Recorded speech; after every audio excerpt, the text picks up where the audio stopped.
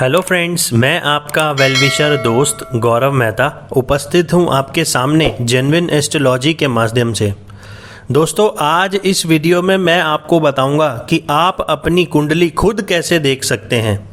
अगर आप ये वीडियो पूरा देखते हैं तो मैं आपको गारंटी देता हूं कि आप इस प्राचीन बहुमूल्य ज्ञान को समझ जाएंगे और कुंडली देखना सीख जाएंगे, जिससे आप अपनी खराब महादशा अंतर्दशा को समझकर खुद ही अपनी समस्या का समाधान कर पाएंगे। और दोस्तों, ये कोई अंधविश्वास नहीं है, यह विज्ञान पर आधारित है। बड़े बड़े साइंटिस्टों ने भी यह माना है कि ग्रहों का हमारे जीवन पर प्रभाव पड़ता है। तो अब आप समझ सकते हैं कि ये कितना बहुमूल्य ज्ञान है जो हमारे ऋषि मुनियों ने बनाया था। दोस्तों, अगर आप इसको सीख जाते हैं और लोगों की कुंडलियों पर अगर इसको अप्लाई करते हैं तो मैं आपको गारंटी देता हूँ कि आप लोगों के पैरों के नीचे से ज़मीन निकाल सकते हो। मतलब इतनी करेक्ट प्रिडिक्शन आप कर पाओगे कि लोग हैरान हो जाएंगे। ज्योतिष कोई जादू नहीं है, विज्ञान है और इस पर ही ज्योतिष आधारित है। इतना तो आप जानते ही होंगे कि सूर्य और चंद्रमा का हमारे ऊपर प्रत्यक्ष रूप से प्रभाव पड़ता है, तभी दिन और रात होती है। ठीक इसी प्रकार बाकी ग्रहों का भी हमारे ऊपर पूरा प्रभाव पड़ता है। दोस्तों, मैंने खुद देखा है, जैसे जैसे महादशा अंतर्दशा व्यक्ति की बदलती है वैसे वैसे उसके जीवन में अच्छे और बुरे परिणाम घटित होते हैं। आपने खूब देखा होगा कि कैसे एक रोड पर गाना गाने वाला व्यक्ति कैसे एक बड़ा स्टार बन जाता है और कैसे एक छोटा आदमी बॉलीवुड में अपनी जगह बना लेता है। ये सभी स्थितियां जन्म कुंडली के ग्रहों की मजबूत होने और उनको मजबूत करने की वजह से ही संभव हो पाती है। और बड़े बड़े एस्ट्रोलॉजर को इस ज्ञान से गुजरना ही पड़ता है, जो कि महंगी फीस देकर एस्ट्रोलॉजी सीखते हैं। पर मैं आपको गारंटी देता हूं कि अगर आज ये वीडियो आपने पूरा एंड तक देखा तो आप कुंडली देखना सीख जाओगे, वो भी बिना फीस के। तो चलिए दोस्तों, शुरुआत करते हैं। आपको एक चीज़ अच्छे से समझनी है कि जो 12 राशियां होती हैं कभी भी अपनी जगह नहीं बदलती हैं। जैसे 1 से 12 नंबर तक की गिनती नहीं बदलती है, ये 1 से 12 नंबर राशियों को दर्शाता है। हमेशा पहले नंबर पर मेष राशि ही आएगी, जिसके स्वामी हैं मंगल देव। दूसरे नंबर पर वृषभ राशि, जिसके स्वामी हैं शुक्र देव। तीसरे नंबर पर मिथुन राशि, जिसके स्वामी हैं बुध महाराज। चौथे नंबर पर कर्क राशि, जिसके स्वामी हैं चंद्रदेव चंद्रमा। पाँचवें नंबर पर सिंह राशि, जिसके स्वामी हैं सूर्य देव। दोस्तों, सूर्य और चंद्रमा को ही केवल एक राशि मिलती है, कर्क और सिंह। बाकी सभी को 2 राशियां मिलती हैं। छठे नंबर पर कन्या राशि, जिसके स्वामी हैं बुध देव, इनकी ये दूसरी राशि है। सातवें नंबर पर तुला राशि, जिसके स्वामी हैं दोबारा शुक्र देव बनते हैं। आठवें नंबर पर वृश्चिक राशि, जिसके स्वामी दोबारा बनते हैं मंगल देव। नौवें नंबर पर धनु राशि, जिसके स्वामी बनते हैं गुरु, जिसको हम बृहस्पति देव भी कहते हैं। 10वें नंबर पर मकर राशि, जिसके स्वामी बनते हैं शनि महाराज। 11वें नंबर पर कुंभ राशि, जिसके स्वामी बनते हैं दोबारा शनि देव। 12वें नंबर पर मीन राशि, जिसके स्वामी बनते हैं दोबारा बृहस्पति गुरुदेव। दोस्तों, इसमें गौर करने वाली बात यह है कि मंगल देव को यहाँ पर 2 राशियाँ मिलती हैं, मेष और वृश्चिक। शुक्र देव को यहाँ पर 2 राशियाँ मिलती हैं, वृषभ और तुला। बुध देव को यहाँ पर 2 राशियाँ मिलती हैं, मिथुन और कन्या। बृहस्पति देव को यहाँ पर 2 राशियाँ मिलती हैं, 9 नंबर धनु और मीन। और शनि देव को यहाँ पर 2 राशियाँ मिलती हैं, मकर और कुंभ। सिर्फ चंद्रमा को कर्क और सूर्य को सिंह, एक राशि मिलती है इन दोनों ग्रहों को। तो दोस्तों, 1 से लेकर 12 नंबर तक की राशियां जो कि फिक्स है, जो कि खिसकती नहीं है, हमेशा फिक्स रहती हैं इसी सीक्वेंस में। आपकी कुंडली में कहीं पर भी 1 से लेकर 12 नंबर तक का कोई भी नंबर हो, वो उस राशि को इंडिकेट करता है। जैसे कहीं पर 9 नंबर लिखा है तो वह धनु राशि को दर्शाता है। इस पूरे सीक्वेंस को आपको याद ज़रूर करना चाहिए ये बहुत काम आएगा। बात कर लेते हैं ग्रहों की डिग्री की। तो 0 से 6 डिग्री का कोई ग्रह आपकी कुंडली में है तो वो बाल अवस्था में है। जैसे एक बच्चा होता है जो अपनी दशा अंतरदशा में सिर्फ 20 से 25% आपको फल देगा, उतनी ही वो ताकत रखता है। सिर्फ अपनी महादशा अंतरदशा में ही देगा, क्योंकि कोई भी ग्रह अपने अच्छे या बुरे परिणाम अपने टाइम आने पर ही या पावर आने पर ही देता है, तभी वो एक्टिवेट होता है, फिर वो रिजल्ट देना स्टार्ट करता है। इसी प्रकार अगर कोई ग्रह 6 से 12 डिग्री का है तो वह युवा अवस्था में है, जो कि आपको लगभग 50% ही रिजल्ट देगा। अगर कोई ग्रह 12 से 18 डिग्री तक है तो वह पूर्ण अवस्था में है, यानी कि ग्रह आपको पूरा रिजल्ट देगा, पूर्ण जवान ग्रह होगा। अगर कोई ग्रह 18 से 24 डिग्री का है तो वह वृद्धा अवस्था में है, जो कि आपको 50% रिजल्ट देगा। और अगर आपकी कुंडली में कोई ग्रह 24 से 30 डिग्री का है, मतलब वह पूर्ण वृद्धा अवस्था में है। कहने का मतलब यह है कि वह अपने अंतिम समय में है, तो वो केवल आपको 20 से 25% ही रिजल्ट देगा। अब बात कर लेते हैं कुंडली की। ये जो मैंने लिखा है यहाँ पर ASC या लग्न, ये आपकी लग्न कुंडली होती है। आप जब भी अपनी जन्म पत्री खोलेंगे तो उसमें जहाँ पर भी ल लिखा हुआ है या ASC असेंडेंट लिखा हुआ है, वो आपकी जन्म लग्न कुंडली कहलाएगी।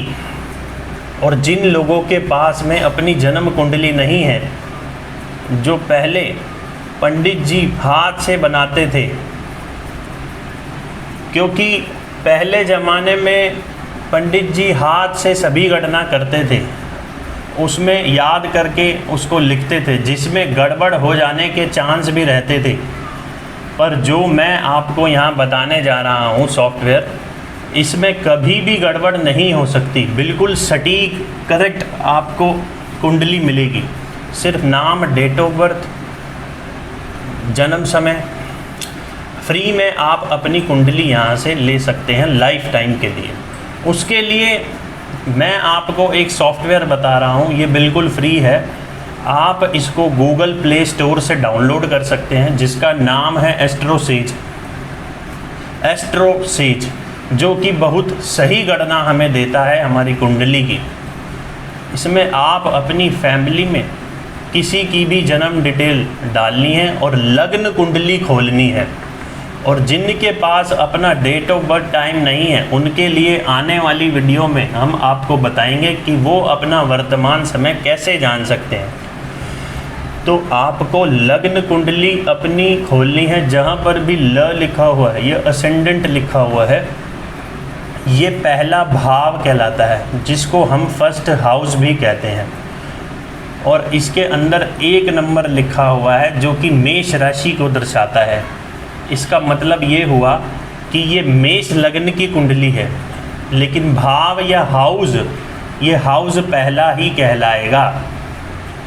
पहले भाव से हम क्या देखते हैं, तो पहले भाव से हम व्यक्ति का रंग, रूप, शरीर, सुख दुख, आत्मविश्वास, मस्तिष्क, व्यक्ति की आकृति देखते हैं। दूसरे भाव से हम व्यक्ति का धन, संपत्ति, बैंक बैलेंस, कुटुंब, दाहिनी आँख, वाणी, ये सब देखते हैं। तीसरे भाव से हम छोटे भाई, खुद का पराक्रम, धैर्य, व्यक्ति की आयु और सांस संबंधी बीमारी को देखते हैं। चौथे भाव से हम सभी प्रकार के सुख, माता, मकान, भूमि, वाहन, अचल संपत्ति, छाती के रोगों को भी यहाँ से देखा जाता है।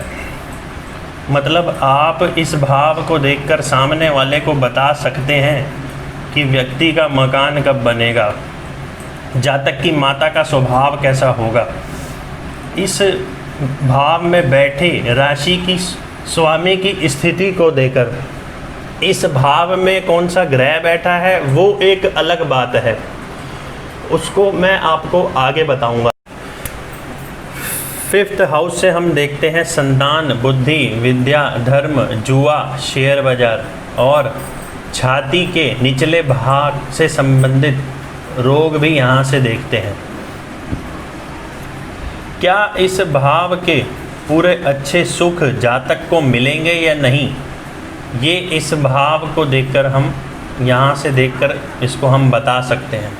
6ठे भाव से हम रोग, ऋण, शत्रु, दुर्घटना, मुकदमा, चिंता, दुख देख कर के सामने वाले को बता सकते हैं कि क्या उसके जीवन में कर्ज रहेगा या वो कर्ज मुक्त रहेगा हमेशा। इस भाव में जो राशि है उसके स्वामी को देखकर। 7वें भाव से हम जीवन साथी, विवाह, रोजगार, व्यवसाय, साझेदारी देखते हैं। व्यक्ति का विवाह कब होगा यह भी आप इस भाव को देख कर के बता सकते हैं। 8म भाव से व्यक्ति की आयु, जीवन, मृत्यु, आकस्मिक धन लाभ, 2 नंबर से धन का योग, आकस्मिक परिवर्तन, दुर्घटना सभी 8म भाव बताता है।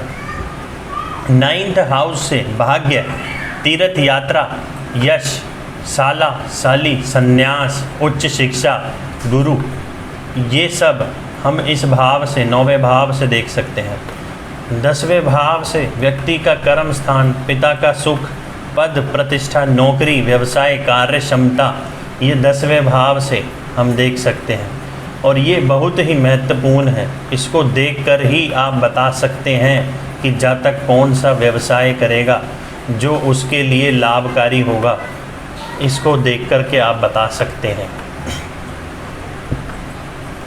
और ये बहुत ही इम्पोर्टेंट भाव है। बात कर लेते हैं 11वें भाव की। 11वें भाव से मित्र सुख, सभी प्रकार की इच्छाएं, मनोकामना की पूर्ति, कान, जैसे गला 3रे भाव से देखा जाता है उसी प्रकार कान को हम 11वें भाव से देखते हैं कि इस बॉडी पार्ट में कोई परेशानी रहेगी या नहीं।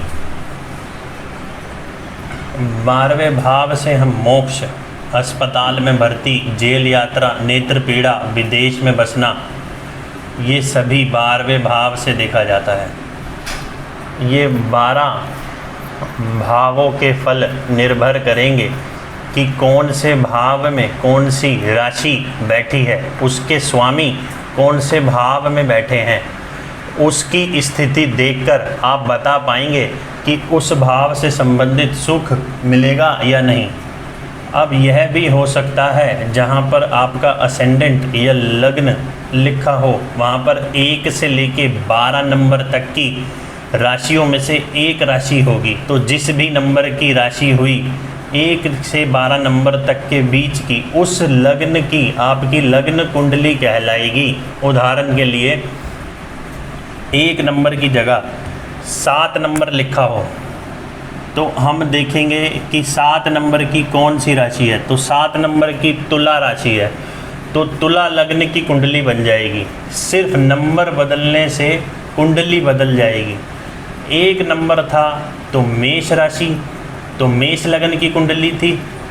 जब तुला लग्न की कुंडली बन जाएगी तो जहाँ पर आपका असेंडेंट या लग्न लिखा हुआ है वो आपका तब भी पहला भाव ही कहलाएगा।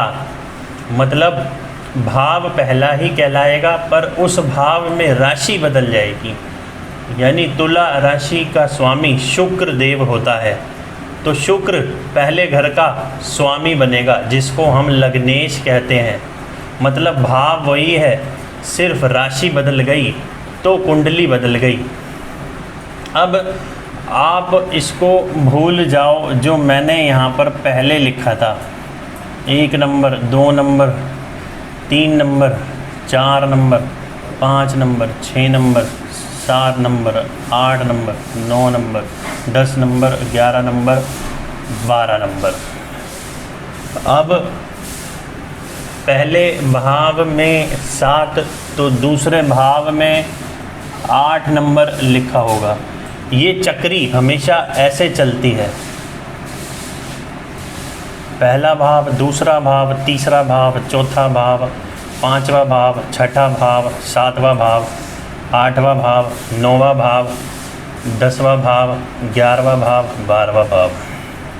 अब अगर तुला लग्न की कुंडली है तो दूसरे भाव में 8 नंबर की राशि होगी, तीसरे भाव में 9 नंबर लिखा होगा, चौथे भाव में 10 नंबर लिखा होगा, पांचवें भाव में 11 नंबर लिखा होगा। इसी प्रकार 6th हाउस में 12 नंबर लिखा होगा। मीन राशि जिसके स्वामी बृहस्पति देव हैं, गुरुदेव हैं, मतलब इस 6th हाउस को बृहस्पति देव संभालेंगे। 7th हाउस में फिर 1 नंबर से स्टार्ट हो जाएगा।